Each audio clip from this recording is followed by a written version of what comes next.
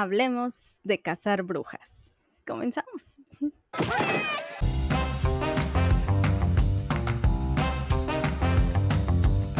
Esto es Cada Día Más Tonta, yo soy Bren Molina y hoy vamos a platicar de la cultura de la cancelación. Pero antes de entrar al tema, por favor recuerda suscribirte si todavía no te suscribes, que probablemente sea así porque no somos muchos todavía, darle like, darle muchas estrellitas, compartirlo, etcétera, etcétera, etcétera. Después de este breve anuncio, vamos directamente con el tema. La cultura de la cancelación.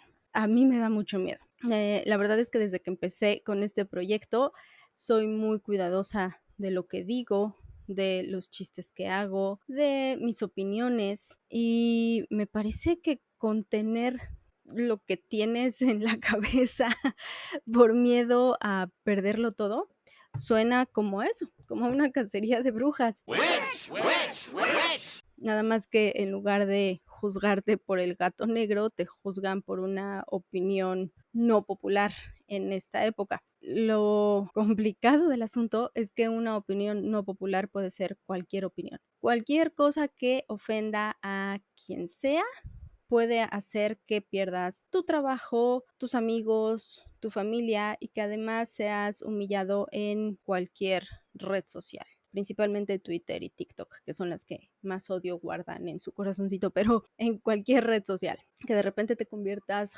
#lady algo, sí está de miedito. Sin embargo, me pareció que era importante tocar el tema justo para sacar un poco mi miedo al respecto, pero también para darnos cuenta, o por lo menos para darme cuenta de que la cultura de la cancelación no sirve para absolutamente nada, más que para hacernos ver como una especie tonta e intolerante digna de ser invadida por los extraterrestres y conquistada y extinta, si se puede, por favor, señores extraterrestres, si están viendo este capítulo. Yo puedo ser su esclava, no me extingan todavía. Pero en fin, el caso es que vamos a adentrarnos un poquito a qué es la cultura de la cancelación y qué pasa cuando caes en ese maldito bache. Vamos a empezar por su origen, que me parece muy irónico de dónde sale este término. De acuerdo con los expertos, este término lo rastrearon lo más que pudieron a ver de dónde carajos había salido. Resulta que la primera vez que se escuchó fue en una película de 1991 que se llama New Jack City, con Wesley Snipes. ¿Te acuerdas de Wesley Snipes? Y lo que me dio mucha risa es que es la escena más misógina y machista que te puedas imaginar. Resulta que está él, le avienta la bebida a la que es su pareja, su novia, su mujer en la escena, y le dice a las personas con las que está: cancélala, me compraré otra, refiriéndose a la mujer. Así de misógino y así de irónico. Después, este mismo término es encontrado en algunas canciones de hip hop y de rap, también por ahí en algún reality show, y el asunto es que la gente de color lo utilizaba como broma, era parte del slang y era como esta onda de te cancelo. Era como un córtalas, pero de barrio. Y todo cool. El asunto es que cuando surge el movimiento Me Too, se convierte en un término serio. Y entonces cuando surge toda esta información alrededor del productor Harvey Weinstein, todas las mujeres que lo acusaron de acoso sexual y de abuso, se empezó a utilizar este término para retirarle el estatus que tenía como persona importante en el medio. ¿Qué significa cancelar? Significa excluir o borrar a alguien de su entorno con la única finalidad de humillarlo, de dar una lección a la sociedad, y pues se genera después de que esta persona haya realizado una acción, haya dicho algo políticamente incorrecto, haya difundido algún tipo de discurso de odio, ese tipo de cosas. El asunto es, ¿quién decide qué es políticamente incorrecto, qué es inmoral, qué es ofensivo, qué es dañino para la sociedad? ¿Quién está decidiendo a quién cancelar? Pues la policía de la justicia social. Social justice, 1, 2, 3. y por quién está integrada la Policía de la Justicia Social, pues generalmente son grupos que durante años se han sentido oprimidos, han sentido que no tienen voz y que pues han conseguido ser escuchadas a través de las redes sociales y a través de la colectividad, pero también a través del anonimato, porque ¿cuántos perfiles con foto de huevo tenemos haciendo activismo en Twitter? Eso les da como cierto poder que antes no tenían. Y este poder les da la sensación de control, de poder quitar a los de arriba de una vez por todas, esas personas por las que se sienten abusados. El asunto aquí es que, volviendo un poco al caso de Harvey Weinstein, la cancelación era prácticamente automática. O sea, después del grado de acusaciones que hubo, las voces que se levantaron, las denuncias formales que hubo en su contra, me parece que era prácticamente imposible que alguien saliera a apoyarlo, que la misma industria saliera a apoyarlo. Pero eso no significa que la cancelación funcione para quitar a toda esa gente del poder que de cierta manera está abusando de su puesto. Ahí tenemos el ejemplo de Donald Trump. ¿Cómo es que el señor, siendo candidato, sale un audio en donde dice grab them by the y fue presidente? Su gente se lo perdonó. ¿O por qué Woody Allen sigue teniendo fans a pesar de haberse casado con su hijastra adoptada, pero hijastra, o sea, figura paterna perfecta?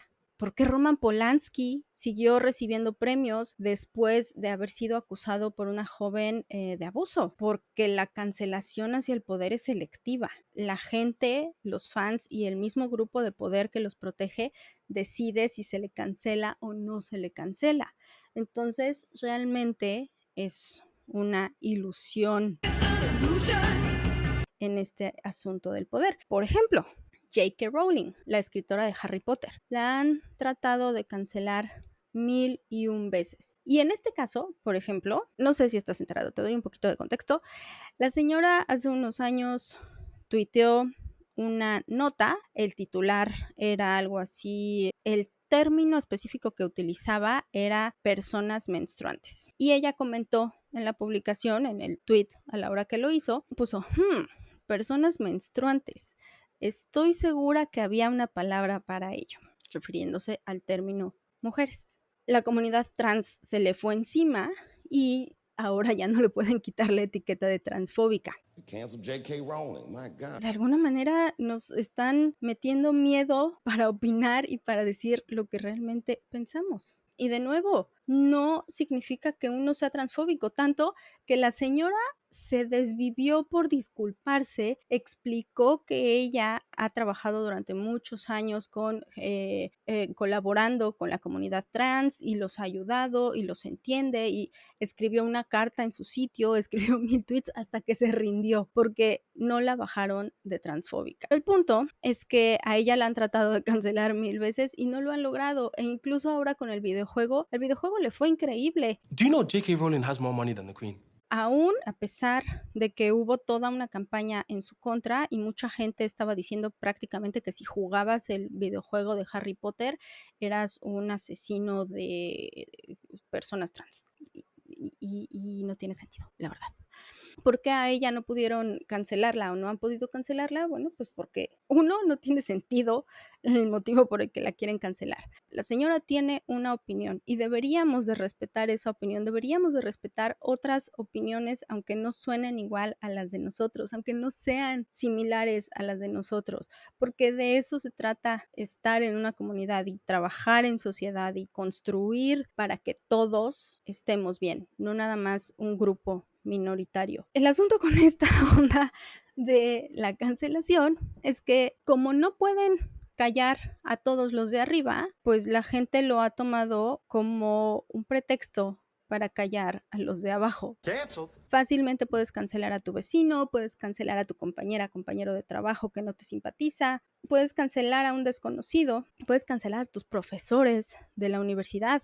Y cancelar no es un término que se quede en las redes sociales, es gente que perdió trabajos, gente que perdió a sus amigos, gente que perdió a su familia, gente que perdió la confianza de su gremio, nada más por opinar diferente. Y si no me crees, en Estados Unidos ha habido muchísimos casos en universidades en donde han corrido a los profesores porque en alguna clase se atrevieron a decir algo que retó el pensamiento de los alumnos. Y es que ese es el asunto, son universidades, están hechas para retarte, para que crezcas, para que pienses distinto, para que escuches otros puntos de vista. Desde ahí construyes el tuyo. El asunto es que los jóvenes de hoy no están dispuestos a escuchar otras opiniones y prefieren cerrar un campus completo cuando les dicen que va a ir un representante del Partido Republicano porque los ofende sin siquiera haberlo escuchado y porque les detona emociones negativas como ansiedad y depresión. Y aquí voy a hacer un paréntesis que yo espero que no sea muy grande. Últimamente se ha utilizado mucho esto, ¿no? Como pretexto de, es que su opinión me detona ansiedad. Esta palabra, detonante, es un término que utilizan a nivel médico los psicólogos I'm not an expert. para referirse a los factores externos que despiertan tu trastorno de estrés postraumático. Es decir, es probable que haya hechos, que haya momentos específicos, algún objeto, alguna persona, cosas de tu exterior o incluso de tu mente, pero generalmente es de tu exterior, que detonan este estrés postraumático. De acuerdo con el libro The Body Keeps the Score, que es muy bueno y que habla específicamente del estrés postraumático, este fenómeno se da y se diagnostica cuando hay cambios neurológicos en tu cerebro. El estrés postraumático genera cambios físicos en tu cerebro. No todos sufrimos de estrés postraumático después de un hecho doloroso. De hecho, nuestro cerebro es súper resiliente. Tienen que ser hechos muy específicos, realmente muy duros, que te hayan quebrado para generar esos cambios neurológicos que son diagnosticados como estrés postraumático. ¿Cuál es el problema? Que hoy se utiliza este término detonante o trigger como cualquier cosa. Cualquier cosa que te ofenda, que no te guste cómo suena, es detonante. Y entonces te hace sentir mal y te deprime y te enoja y no quieres sentir esas emociones. Entonces mejor cancelemos a la persona o ni siquiera escuchemos a la persona que piensa diferente. You're weak. Y aquí hay un problema, las universidades lo están permitiendo para no meterse en broncas. Entonces, ¿qué clase de jóvenes están saliendo a la calle? Jóvenes que no tienen contacto con absolutamente nada de lo que les haga daño. Y esto es un fenómeno muy curioso que leí en el libro de The Coddling of the American Mind, que ya habíamos hablado de él. Y uno de las teorías que marca este libro es que las nuevas generaciones se rigen por 3 reglas. Una de ellas es lo que no te mata te hace más débil. Y con eso te lo digo todo. Básicamente no están teniendo contacto con aquello que podría fortalecerlos. Por lo tanto, son súper débiles emocionalmente e intelectualmente, porque ¿qué tan débil tiene que ser tu capacidad para discutir que prefieres armar un desmadre y cancelar a alguien antes de escucharlo y de ver qué tiene que decir?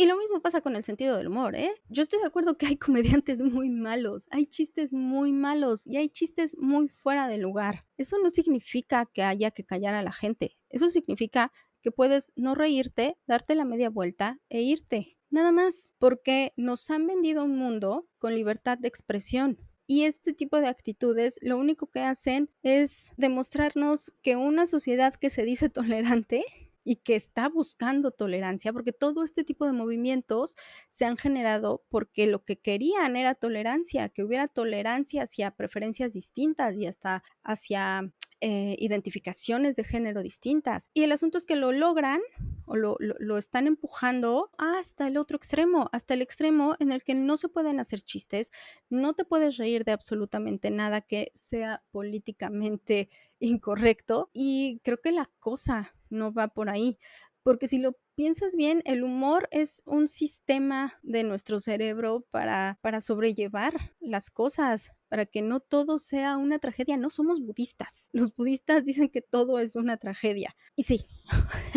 o sea, sí, pero ¿cómo enfrentas esa tragedia? con sentido del humor. Nos reímos de las cosas que nos pasan y de las cosas que nos rodean y de las cosas que vemos, porque de otra manera la vida sería miserable. Y algunos tenemos un humor mucho más negro que otros. No veo yo lo malo en eso. Simplemente no te rías de mi chiste. No trates de borrarme y de acabar con mi vida. I don't wanna go, sir, please. Porque algo que dije te pareció ofensivo, cuando probablemente ni siquiera estaba hablando de ti. Te quedó el saco y punto. Entonces, ¿sirve la cultura de la cancelación? Por supuesto que no. Los expertos dicen que la persona que es cancelada probablemente ni siquiera aprendió la lección, reacciona por miedo, se disculpa por miedo, por querer recuperar un poco de lo que ve que está perdiendo, pero en el fondo sus pensamientos, sus ideales, su humor, su manera de ver el mundo no va a cambiar así de radicalmente. Las personas no cambiamos así. Es mucho más profundo y es un trabajo de mucho más de introspección que de la influencia que puedan tener sobre mí esas personas que me están atacando en redes sociales y que me están haciendo la vida miserable. Por el contrario, me van a generar un resentimiento hacia su movimiento y hacia sus creencias. Sobre todo si no hice algo incorrecto y simplemente me están cancelando por pensar diferente, por decir cosas que la mayoría piensa, pero nadie dice por miedo. He's right. Por otro lado, no funciona porque una de las maneras en las que la mente humana evoluciona es justamente escuchando otras ideas, replanteando las propias y rompiendo paradigmas. Si sigues escuchando todo el tiempo solo lo que tú crees que está bien, entonces nunca vas a crecer, nunca vas a entender de qué se trata la vida. Es mucho más que el yo siempre estoy bien. Y por último, yo creo que la cultura de la cancelación es el equivalente a pegarle a tu perro. Te obedece porque te tiene miedo, no porque te respete y mucho menos porque le agrades. We must protect our dogs.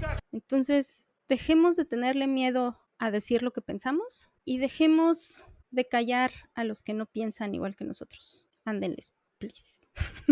Y eso es todo lo que yo tenía que decir al respecto. Espero que hayas encontrado entretenido este capítulo. Si sí, recuerda compartirlo, recuerda seguirme en YouTube, en Instagram como Cada Día Más Tonta Podcast. También estoy en Spotify y me puedes ver. Y pues creo que eso es todo. Yo espero que nos veamos aquí la próxima semana, si es que la policía de lo políticamente correcto me lo permite. Nos vemos. Muchas gracias. Chao.